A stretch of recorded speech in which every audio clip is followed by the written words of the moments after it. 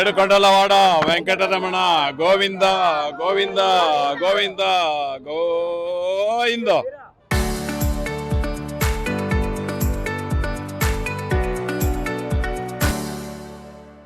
స్వామి ఏడుకొండలవాడ వెంకటేశ్వర భగవంతుడా, వైసీపీ వాళ్లకు బుద్ధి చెప్పే విధంగా మీరే చేయాలి స్వామి.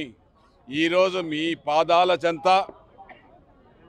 జనసేన నాయకులు, వీర మహిళలు, కార్పొరేటర్లు, కూటమి నాయకులు అందరూ కూడా కలిసి ఈరోజు ఏడుకొండల వెంకటేశ్వర స్వామి పాదాల కింద వైసీపీ నాయకులకు బుద్ధి రావాలని, మంచి జ్ఞానం ప్రసాదించాలని వెంకటేశ్వర స్వామిని ఈరోజు కోరుకోవడం జరిగింది.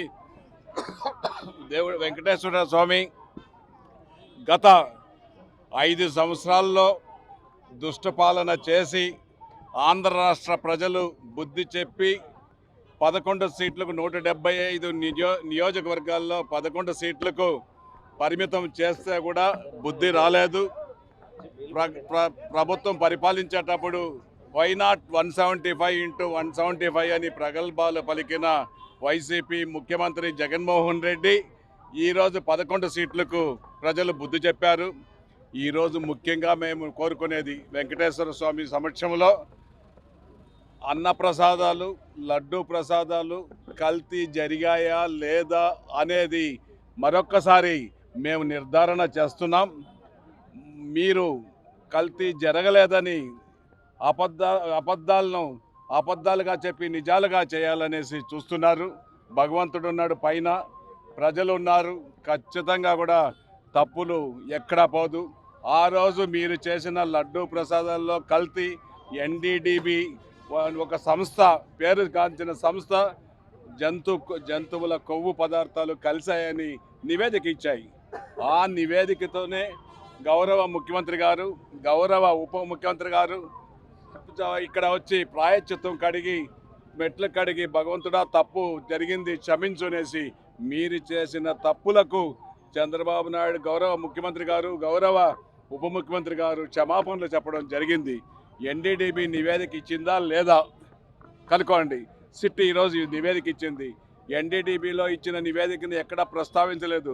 కల్తీ జరిగింది, రసాయనాలతో కలిపి మీరు అన్నప్రసాదాలు, లడ్డూ ప్రసాదాలు చేశారనేసి సిట్ కూడా నివేదిక ఇచ్చింది.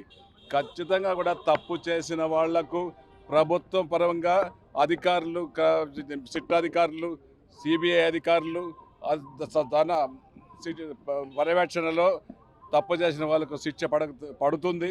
ఖచ్చితంగా కూడా జరుగుతుంది. అంతేకాదు, ఏడుకొండల వెంకటేశ్వర స్వామి దగ్గర నాటకాలాడి తప్పులు చేసిన వాళ్ళు ఎవరు బతికి బయటపడలేదు.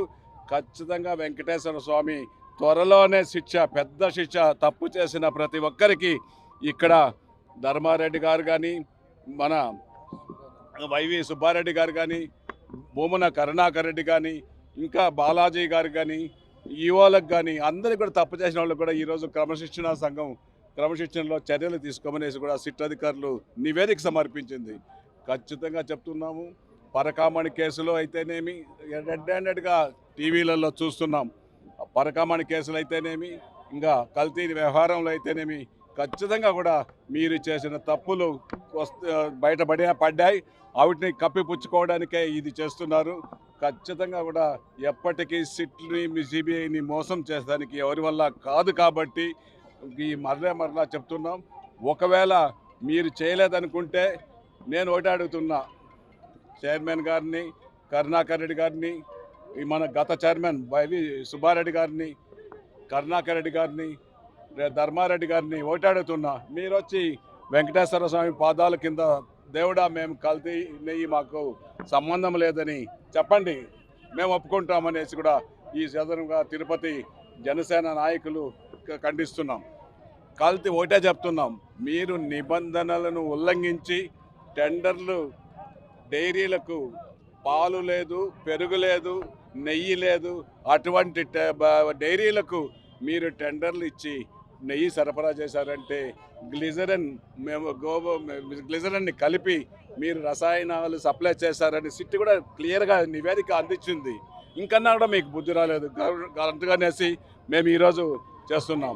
ఇది ఇలా ఉండగానే అంబటి రాంబాబు ఒక అంబోతులు అరుస్తున్నాడు ముఖ్యమంత్రి పైన, జగన్మోహన్ మన డిప్యూటీ సీఎం గారు మన పవన్ కళ్యాణ్ గారి పైన ఒక ఆంబోతులు అరుస్తున్నాడు. ఆయన కూడా తగిన బుద్ధి చెప్పడం జరిగింది. ప్రజలంతా కూడా చీకొడుతున్నారు. నిన్న అతను అంబటి రాంబాబు మాట్లాడిన మాటలు ఖండిస్తున్నాం. జనసేన పార్టీ నాయకులు ఏకతాటిగా ఖండిస్తున్నాం. అతన్ని వెంటనే అరెస్ట్ చేయడం కూడా జరిగింది. అతనికి తగిన పనిష్మెంట్లు కూడా ఇవ్వాలనేసి కూడా మేము కూడా జనసేన పార్టీ తరఫున అంబటి రాంబాబుని కూడా అది అరెస్ట్ చేసి ఈరోజు శిక్ష పడాలనేసి కూడా కోరుకుంటున్నాం. ఖచ్చితంగా కూడా నేను ఒకటే చెప్తున్నా, వైసీపీ నాయకులకు, తిరుమలలో పాలించిన 5 ఏళ్ళ నాయకులందరికీ కూడా మేము తప్పు చేయలేదు స్వామి అనేసి దేవుడి దగ్గర చెప్పండి. మీరు చెప్పిన దానికి మేము ఒప్పుకుంటామనేసి కూడా ఈ సందర్భంగా మేము తెలియజేసుకుంటూ, ఖచ్చితంగా కూడా మీకు ఒక పక్క అధికారులు, ఒక పక్క భగవంతుడు శిక్షిస్తాడు. ఆ శిక్ష తప్పదు అనేసి కూడా తెలియజేస్తున్నాం. చరిత్ర సృష్టించినోడు ఇప్పుడు ఆ చరిత్రని తిరగరాయబోతున్నాడు. అబద్ధాల గోడల్ని బద్దలు కొట్టి నిజాలను రాగా మీ ముందుంచబోతున్నాడు. నిజమైన వార్తల కోసం వెంటనే డౌన్లోడ్ చేసుకోండి రా యాప్ని.